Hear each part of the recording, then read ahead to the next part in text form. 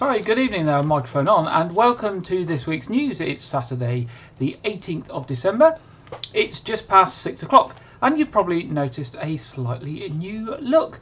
We've been working on updating things here in the studio, and this is a bit of our new look. I have to say everything's not quite working as normal this week, so there will be a few things missing, like our usual sort of pictures that come up to go with the stories, but we will have those working for you by the next time we are with you.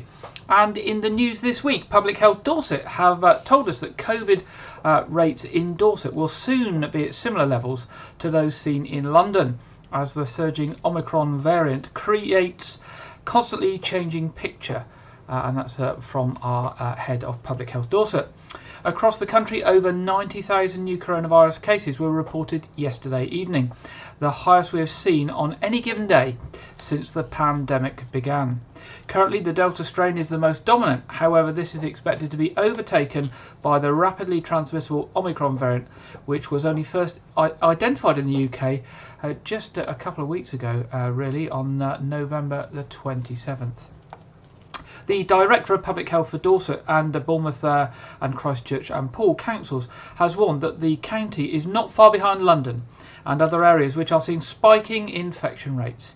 Sam Crow said infection rates have remained at a high level for a number of weeks across Dorset, and largely driven by the Delta strain. The number of Omicron cases is constantly changing picture, and we know from the national data that this variant is spreading very quickly and is expected to become the dominant strain soon. Locally, we receive information from a range of different sources at different times, and to date we have a small number of cases confirmed to be Omicron across Dorset, but we expect the numbers to increase quickly as there are a number of other highly probable cases which are likely to be confirmed in the coming days. This Christmas will see a dozen rough sleepers safe from the cold and danger of sleeping on our streets, thanks to a joint housing initiative between the Bus Shelter Dorset and Dorset Council, together with generous support from the community. The project, which opened its doors to its first temporary residents on the 16th of September, provides 12 custom-built modular housing units, each offering its own front door, with a bedroom and ensuite facilities, a communal kitchen and a separate learning/games room completes the area. And it's supported through the Waits Foundation. The transitional housing has been made possible through a successful bid for £188,000 from the government's Next Steps to Accommodation programme. It builds on the Everyone In initiative, which took people off the streets and gave them temporary accommodation to protect them during the height of the COVID-19 pandemic. The main infrastructure is now complete, and the first guests are receiving the support to help them access the appropriate services to rebuild their lives. Dorset Council and the Bus Shelter charity are extending their thanks to many businesses and individuals who have made the project possible. The 901 square metre site is at Mount Pleasant Overflow car park in Weymouth, and it was granted 7 years planning permission in February this year. It is managed by the charity with the experienced and specialist support staff on site 24 hours a day, 7 days a week.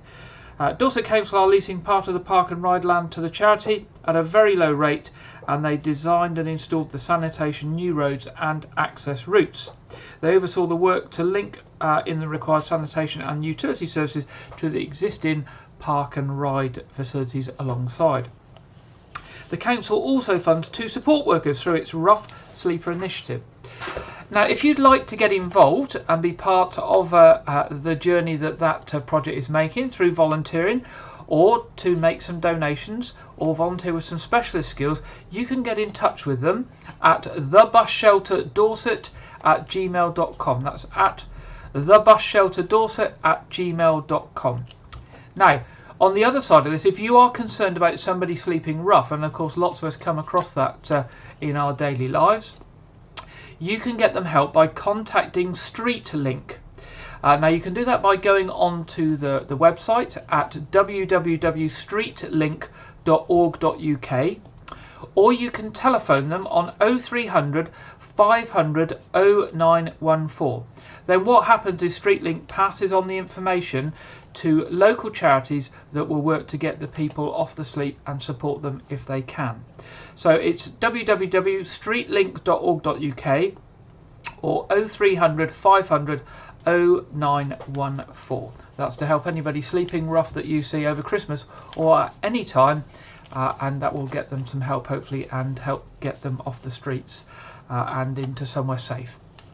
A popular sculpture park is to close for a revamp. The Sculpture by the Lakes Park will be shut from the 23rd of December until February the 1st for a new shop, toilet block, seating and stage space for live music to be built and installed. Sculpture by the park at Pallington Lakes is just east of Dorchester, and it's a very popular venue for locals and visitors alike, and already has a gallery, cafe, an artisan shop and a number of event venues. They also look forward to taking part in Dorset Arts Week next year.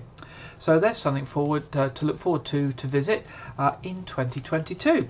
They'll be open this week right up to 5 p.m. on the 23rd of December. Dorset's Police and Crime Commissioner is asking members of the public for their views on paying an extra 83 pence per month. If approved, the figure would see those living in a Band D property paying an additional £10 a year for policing in the county. Each police force is funded in the same way, a combination of funding from central government and through the precept and the local community charge. The majority of government grant increase received in 2022-23 is expected to be focused on delivery of the government's manifesto pledge to deliver 20,000 extra officers nationally. This will enable the police force to enhance some of its services to the public and increase visibility within the community. However, it will not cover unavoidable cost increases such as inflationary pressures, which are particularly high at the moment, and the costs that enable the recruitment of those new officers, such as training, equipment, vehicles and changes to the buildings that those officers will use. Such costs will have to be met primarily from the local council tax, because if they are not, reductions in service will be required, which will significantly reduce the impact of the incoming officers within the communities. So if you want to comment on that, you can go to the Police and Crime Commissioner's website and let your views be known, and that will be set in the new year and come out with next year's council tax. A bar in Weymouth has been ordered to temporarily close its doors after a Dorset police investigation discovered allegations of criminality and safety issues for customers. Actors Bar and Club on Maiden Street was issued with a closure notice by Dorset Council's licensing subcommittee following a licensing hearing on Friday the 17th of December. The order states that the venue must close for 28 days with immediate effect, pending a full hearing in January 2022. Following reports from members of the public, an investigation was launched into the venue, which involved the specialist support of the Drug and Alcohol Harm Reduction Team, working alongside neighbourhood policing teams, response officers and CID, as well as partners from the local authority. It is alleged that the operators of the venue consistently failed to uphold the licensing objectives and that crime was reported to have taken place at the premises, which risked the safety of members of the public. Linked to this investigation, officers from the Neighbourhood Exploitation Team and CID executed a warrant under the Misuse of Drugs Act at a local address yesterday, Friday the 17th of December. A 37-year-old man from Weymouth has been arrested on suspicion of being concerned in the supply of controlled drugs, Class A, and a quantity of suspected cannabis has also been seized. Staying with Dorset Police, 96% of Dorset residents report that they feel safe in their communities. This is as a result of the local community safety survey, which has been completed by Dorset residents earlier this year. There has been a significant improvement in how the public views the police, with an average of 79% of respondents feeling that Dorset Police is doing a good job, which is an increase from the previous year when it was only 55%. There was also a rise in public confidence to 79%, which was an 11% improvement on the previous year. And furthermore, 77% respondents stated that they feel relations between people and the police in their neighbourhood is good. And that was a 19% increase on the previous year. When asked if Dorset Police is doing a good job, respondents from all county areas responded positively and reported an overall increase. Good news there for Dorset Police. The Dorset Health and Care System is pulling out all the stops to expand the vaccination programme as quickly as possible following the Prime Minister's announcement last Sunday evening. And system leaders are asking local people to be patient while they get everything in place as the NHS continues to deliver the largest vaccination programme in history. The COVID-19 vaccination rollout is being coordinated and delivered by the NHS in Dorset, working closely with partners including councils and the voluntary and community sector. Dr. Andy Rutland, Dorset GP and clinical lead for the Dorset COVID vaccination programme, said, "This is a monumental effort as we step up even further to expand the vaccination programme for everyone who's eligible.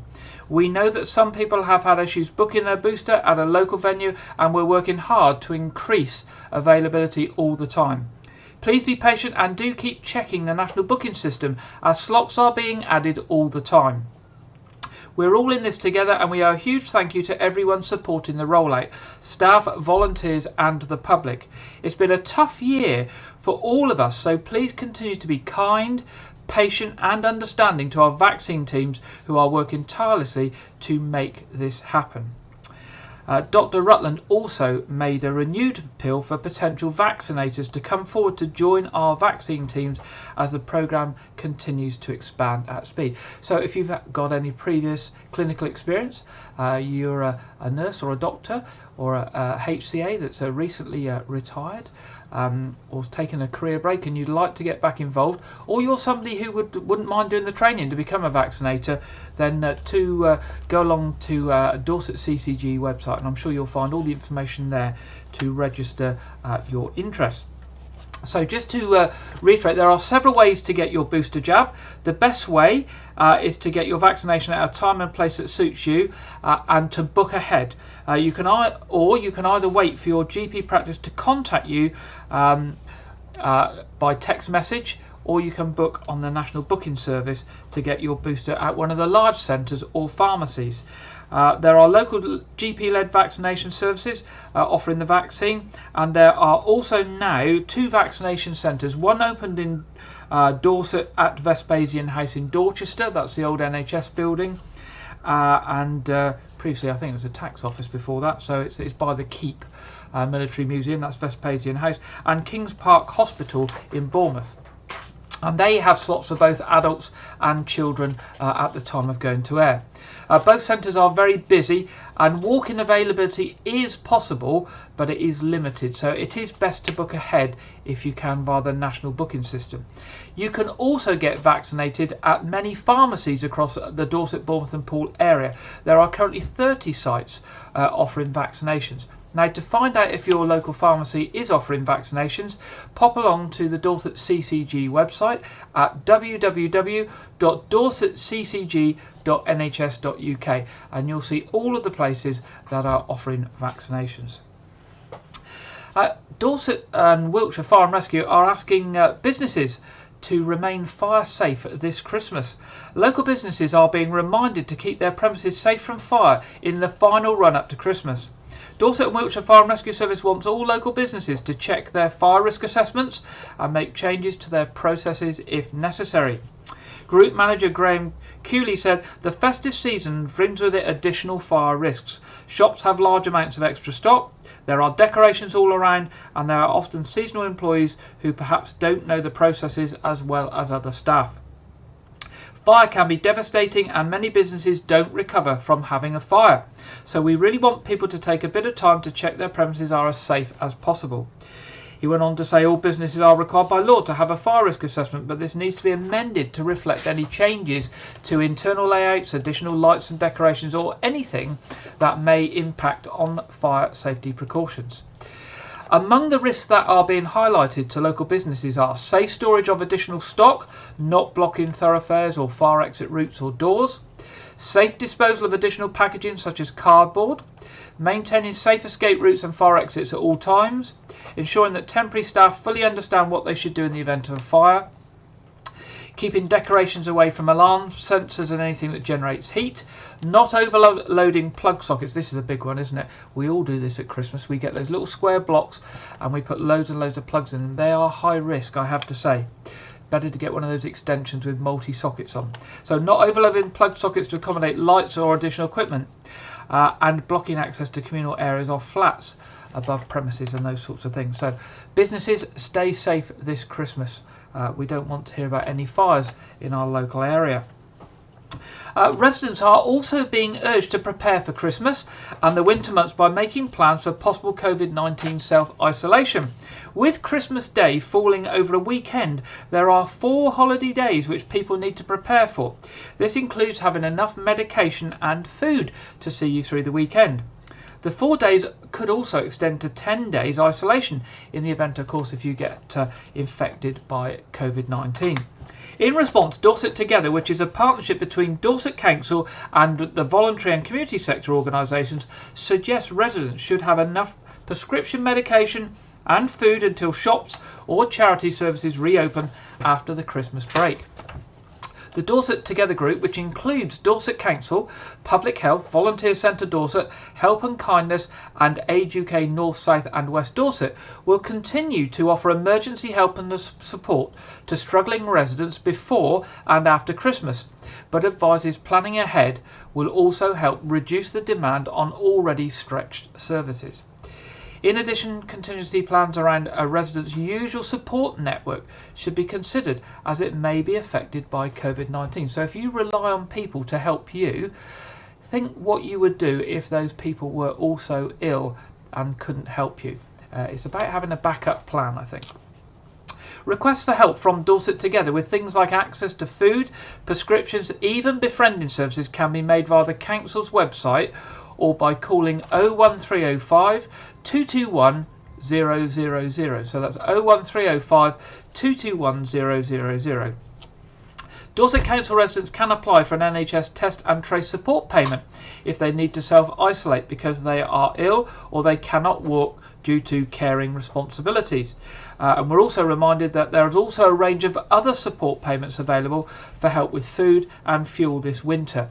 And if you want advice on what payments are available and how to get access to them, Citizens Advice is the best place to go. And you can contact Dorset Citizens Advice on free phone 0800 144 8848. So 0800 144 8848.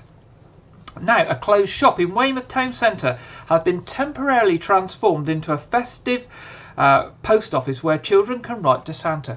And the good news is it's all free. An initiative from Weymouth Bid, also known as We Are Weymouth, has seen the former Selly's Hair Salon in St Mary's Street, which turned into a Christmas-themed post office where young children are helped by volunteers to write to Father Christmas. A volunteer at the shop, Morgan Brinsley Plumpton, said free project started at the Weymouth Christmas Light Switch On event on Saturday, November the 27th, which included a bid to beat the current world record elf gathering of 1,762. Unfortunately, we didn't beat the world elf record gathering because we only got 1,047 elves and we needed 1,762. But that was a jolly good effort. And so that the Santa's post office started then, and it's going to carry on all the way through to Christmas Eve from today. So if you want to go in and you want to write to Santa, Santa's post office there in St Mary Street at Weymouth. I'm just looking what the address was. It's the old Selly's Hair Salon in St Mary Street, Weymouth. Do pop in. It's all been decked up nicely and everybody's wearing Christmassy outfits as well. So that's the end of our headlines tonight. Now, in our first feature this week, Janet Hall, following what she's been doing recently, is looking at some of the things that are linked with Christmas. And this week's, she is looking at why we use Christmas cribs at Christmas and where that all came from. So let's hear from Janet now. Have you ever wondered who first thought of the idea of a crib scene at Christmas?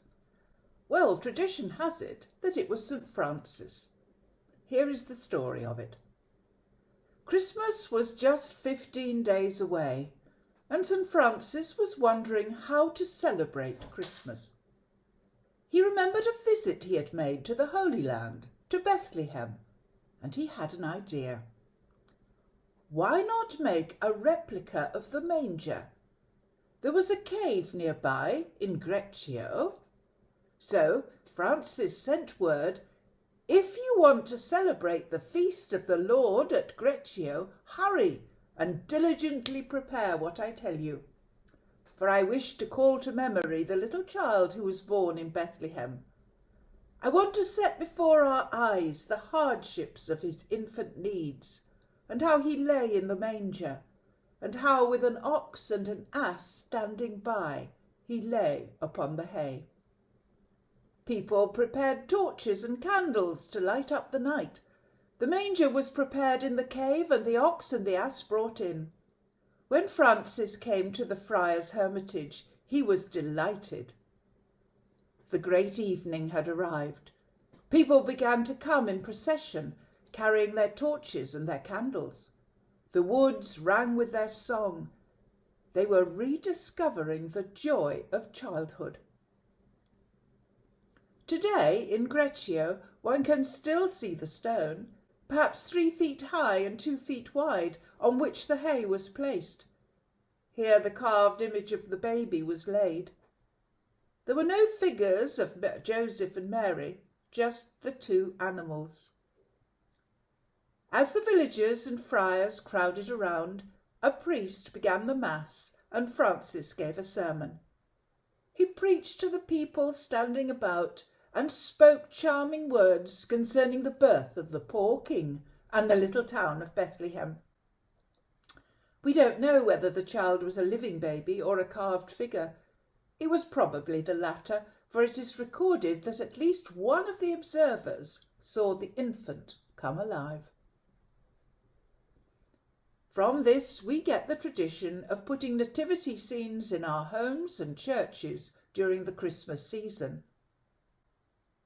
They're composed of figurines depicting the infant Jesus resting in a manger with Mary and Joseph and the shepherds, and they sometimes include angels and various animals. The figures may be made of any material and arranged in a stable or grotto. The Magi may also appear, but are sometimes not placed in the scene until the week following Christmas, to account for their travel time to Bethlehem. In 2019, Salisbury Cathedral erected a large screen with pictures of local people playing the characters. Why don't we make a picture like that? I'd like you to help me. Just dress as an angel, a king, or a shepherd. Something like this will be fine. Take a selfie and send it to me at janethall103@gmail.com. The pictures will be put together and sent out on Facebook over the Christmas period, so be quick. In the meantime, I will just enjoy the crib at All Saints.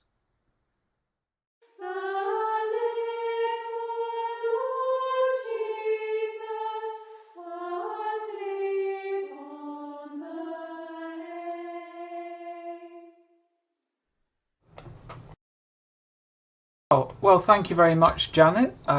Excellent there, where cribs came from. And your chance to take part in a Christmas crib-type picture by sending your pictures into Janet there. Now, our second feature this evening is focused on the community and school governors. As members of the community, we all have so much to offer to other organisations around us.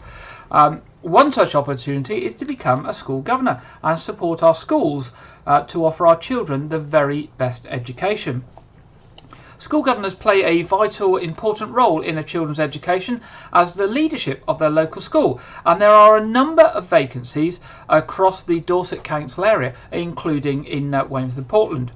You don't need to be an education expert or have any formal qualifications, just a passion for improving children's knowledge and skills and making a positive contribution to their learning. As well as the satisfaction of helping to improve the lives of young people, you'll be building new relationships and networks in your local area, and you'll get the chance to develop some professional skills. Lots of training is provided. Kate Carter in Dorset Council School Finance Team is a school governor, and she said, Part of my role has been the chair of Finance Committee, which links to my role in Dorset Council. This has enabled me to grow professionally as well as a governor. I have attended many interesting and varied training courses as a governor, which has really supported the role.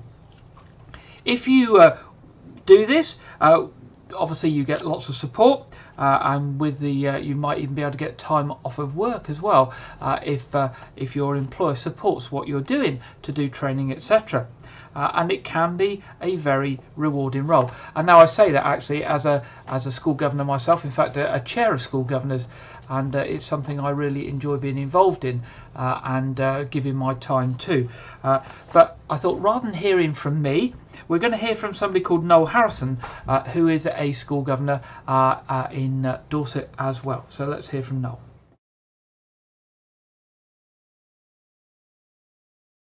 Hi, my name is Noel Harrison. I'm Chair of Governors at Bowcroft Special Needs School in Wimborne. I chose to be a governor because of some family connections to the school and an awareness that the things that I do in my day job, finance, IT, HR planning, are skills that schools need governors with. What I like about it is that it's interesting, the education itself, what students need and the framework in which it's delivered, its importance. Good governance really matters to having good schools, and it's involved with the schools, students, the staff. It's not a boardroom for academic debate.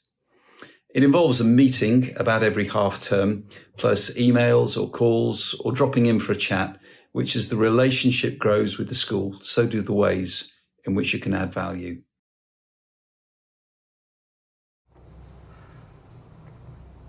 There we go. That's a short bit from Noel there about being school governor. Now, if you're interested in being a school governor, do have a look, see what opportunities are around locally with your local schools. Do look on the Dorset Council website, and also there's a specific website called Governors for Schools. If you search for that on Google, where you can see current opportunities that there are. But you can also register your interest as well, and then when opportunities come up in your area, you are told about them. It's a very worthy thing that you can do for your local community, and your input will be valued. I can say that as a school governor myself of several years. For our third piece this evening, we're going to return back to Janet, and we're very grateful for Janet this week for doing a couple of pieces for us while we've been working on the IT here in the studio. And she's going to update us on the Angels Coming to Wyke Regis project, which comes to a head this week, with Christmas now just a few days away.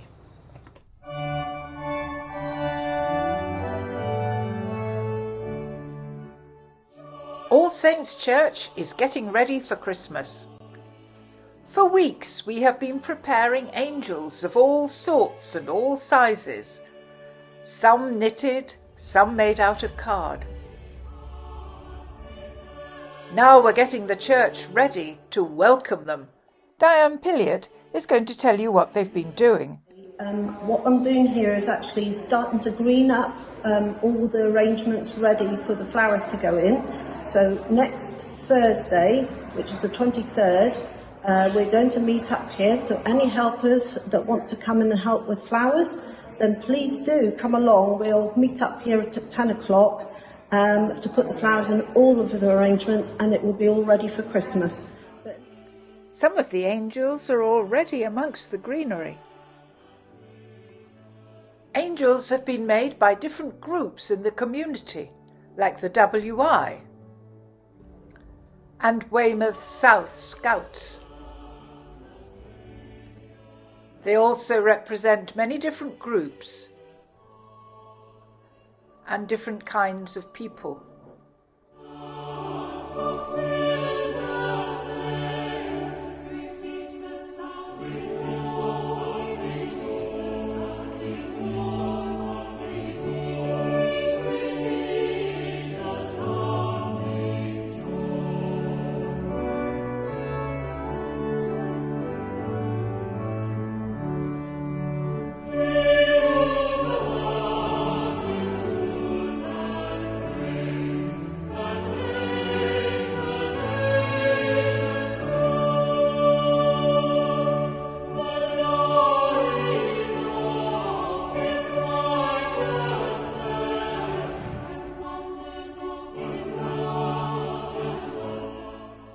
Our angels are going to give you a warm welcome, so do come along and see them in the week before Christmas.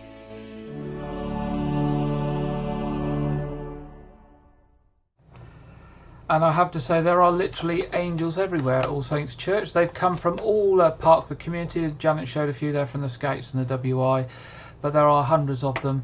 And they've also been all around White Ridges, and people have been picking them up as well. They've been left in various places around the area for people to take home and put on their Christmas trees.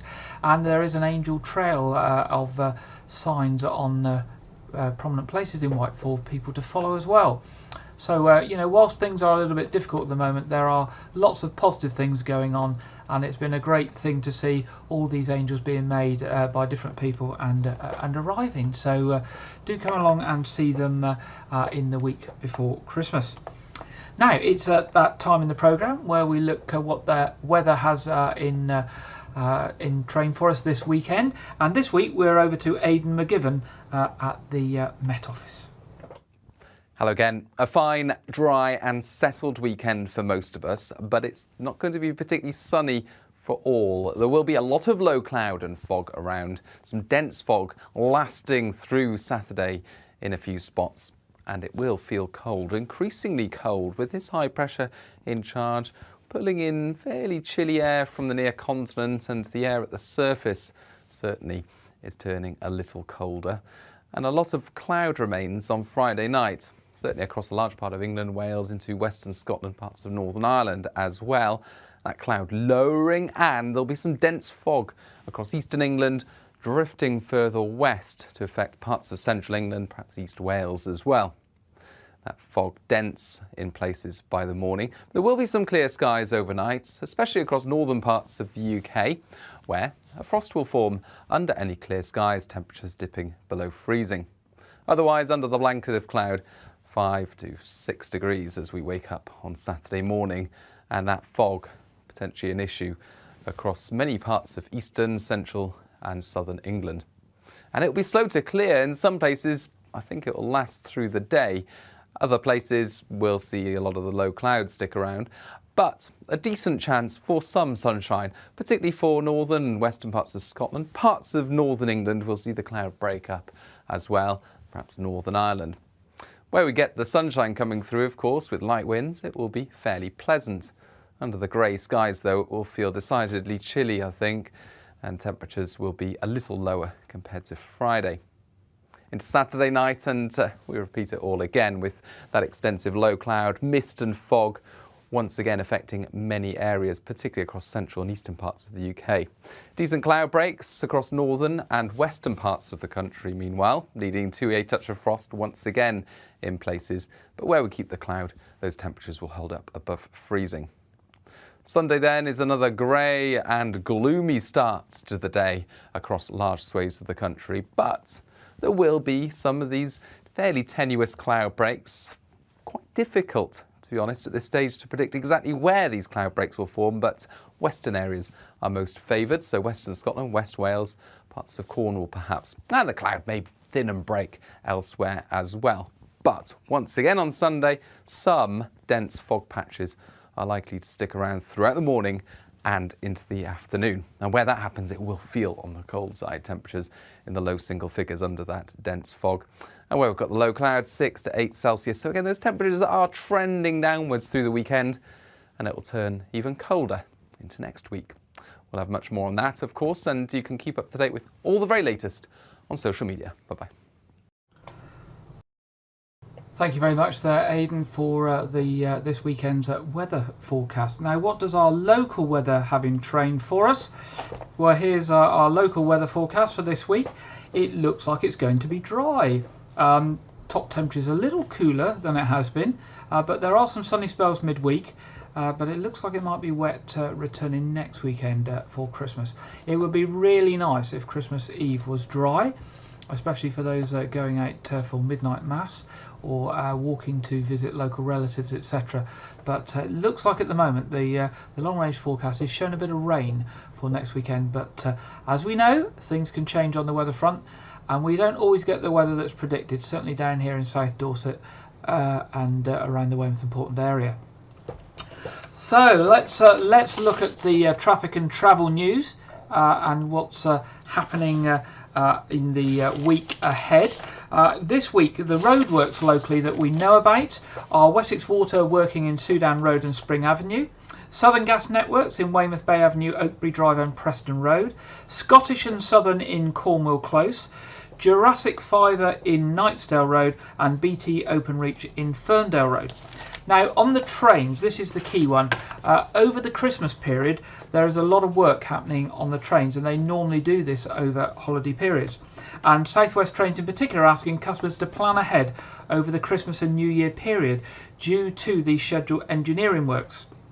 There are lots of engineering works going on that will affect journeys through Woking, Vauxhall, Earlsfield, Southampton, Guildford, Ascot, and there's going to be replacement bus services on all of those routes. So if you're travelling from Weymouth towards London, it might be a bit of train, a bit of bus, a bit of train, a bit of bus. It could be quite a long journey and a bit protracted. So please do plan ahead. Please do go on the National Rail Inquiry website and have a look. And to remind you, there's going to be an earlier close of service on Christmas Eve, so services are stopping earlier. There will be no service on Christmas Day or Boxing Day, and a Saturday or Sunday timetable will be operating throughout the Christmas period from the 20th of December to the 3rd of January. So basically a weekend service from the 20th of December to the 3rd of January. No service Christmas Day, Boxing Day. Services stopping early on Christmas Eve, and bus replacement services throughout the route into London. So, you know, please do be aware of that. And of course, the other thing that can affect rail services is, like any other organisation, if they get a lot of staff affected by COVID-19, that may affect the ability even to offer that limited service or the bus replacement service. So there might be further changes over and above what they have notified us of. So it is just basically a case of being aware if you are travelling and making sure you get the most up-to-date information. Now, moving to our What's On section, quite a bit to report this week. First of all, some things that are not on, so it's what's not on first, and to say that the 9 lessons and carols at All Saints Church tomorrow evening at 6 p.m. has been cancelled, as have carols around the Christmas tree in White Square at 7 o'clock on Monday evening. Now, these are both because the people involved have made the decisions because of COVID and the increasing rates to actually reduce what's happening over Christmas. And that is so other things can happen, like the angel service at All Saints Church on Christmas Eve and midnight mass and things like that. But the good news is, what's going to happen is there's going to be another virtual carol singing event like was put in last year. So Carols on Your Doorstep 2021 will happen at 7 o'clock on Monday evening. It will give you the opportunity to join a live band and choir singing from All Saints Church and broadcasting out to the people of Wyke, Weymouth and Portland and beyond. You will be able to link into that on www.wykeregis.tv.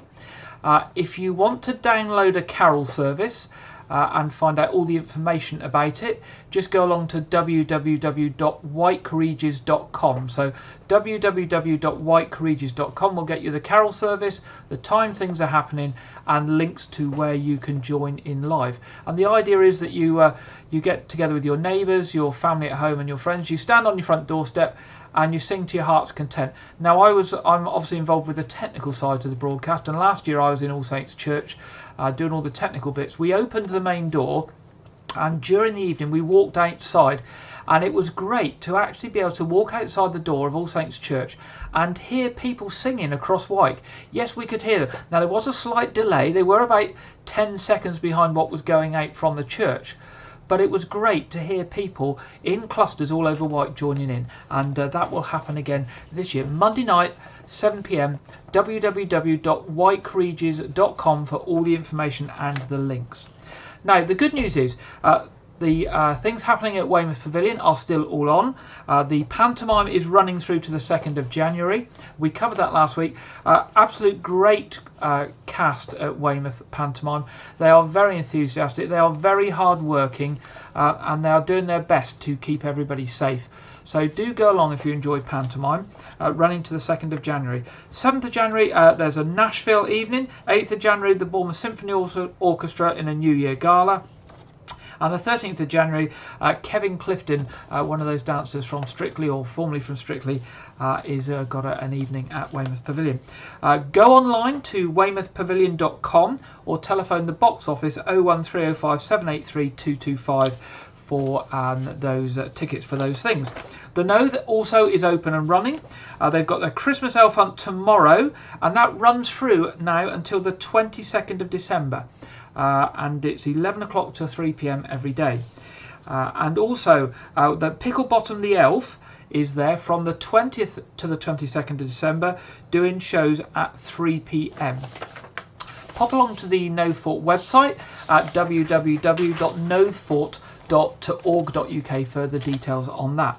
Now, tomorrow is the Chase the Pudding race in Weymouth, where Santa's elves, pantomime dames and many other fabulous Christmas characters will gather at the pavilion end of Weymouth Beach to take part in the annual Chase the Pudding race. And this is all to raise funds for the Will Mackiness Trust, who support young people with water sports activities in Weymouth and Portland. Now, registration for the race is 9:30 in the Pavilion Ocean Room. There's a warm-up at 10:45 on the beach, and the race starts at 11 a.m. So if you want to take part, go down there and register.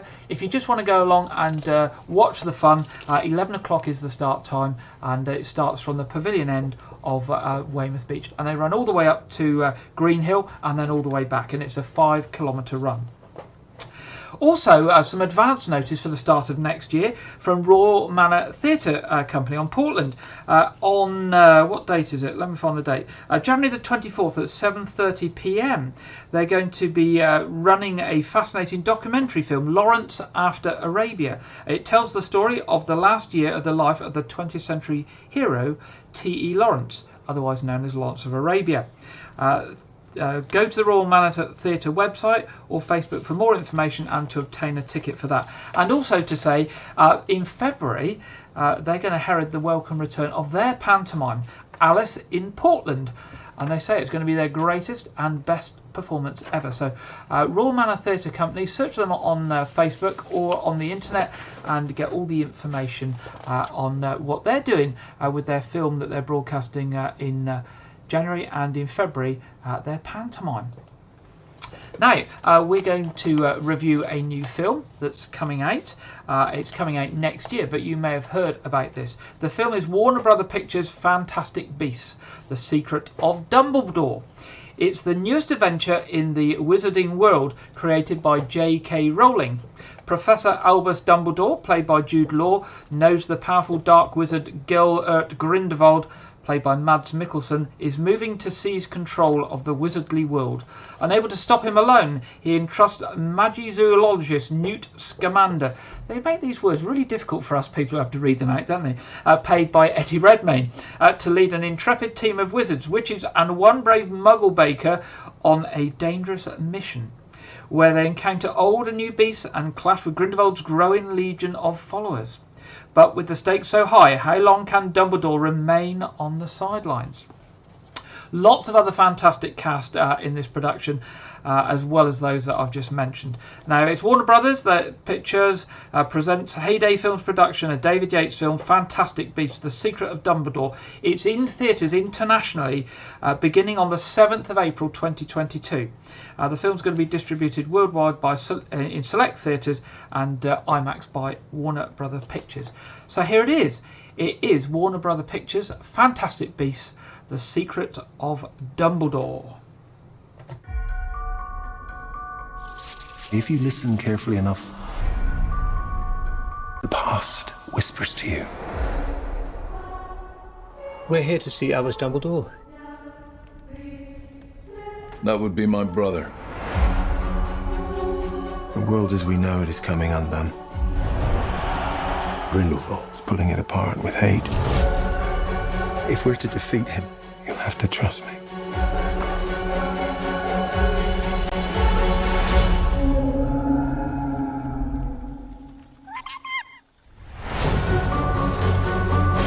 This is the team that's going to take down the most dangerous wizard in over a century. A magizoologist, his indispensable assistant. Wizard descended from a very old family, a school teacher, and a muggle. Dumbledore asked that I give you something, Jacob. Are you kidding me right now? Who wouldn't like our chances?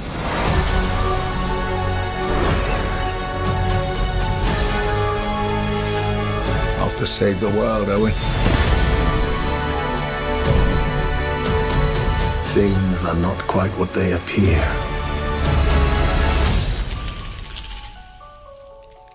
Swivel, but delicately. I'm swiveling like you're swiveling.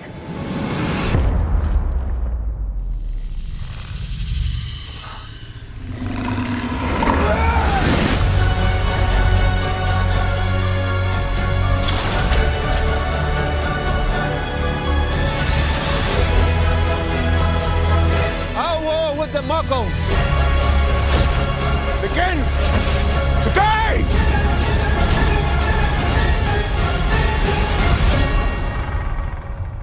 What is this place? The room we require.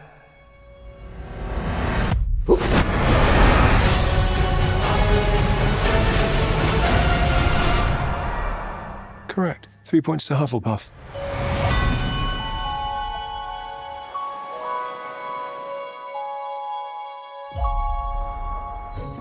Can I? Very dangerous. It's very powerful. If it got in the wrong hands, you know. Mess you up. Where did you get it? I got it for Christmas.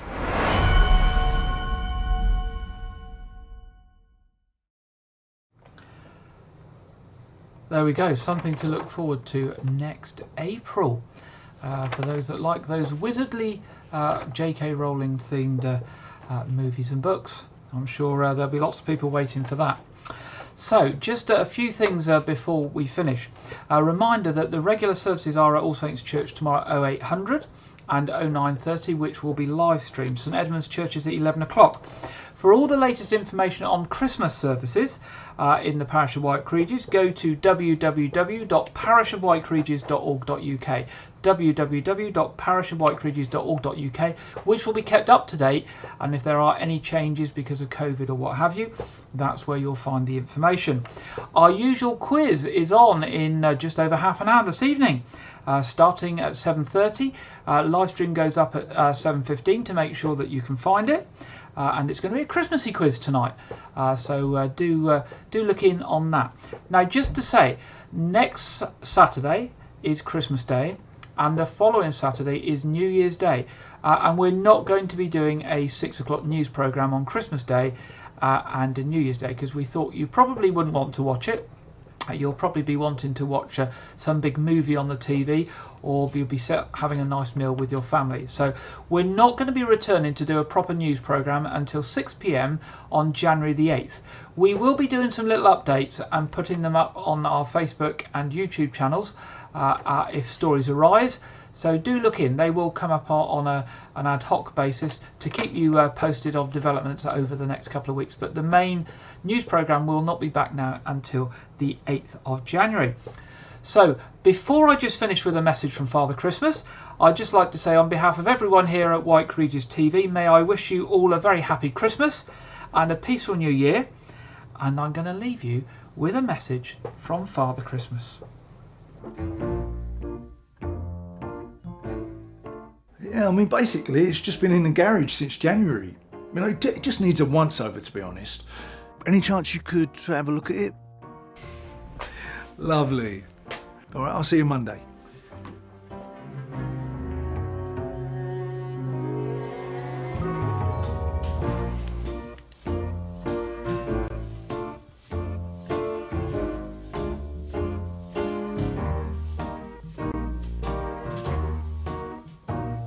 After the year we've had, full of inspiring stories and sacrifices people have made, this number goes out to everyone preparing for Christmas.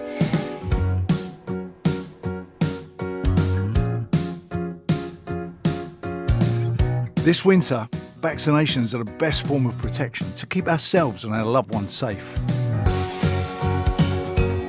So whatever you've got planned, it's not too late to get vaccinated.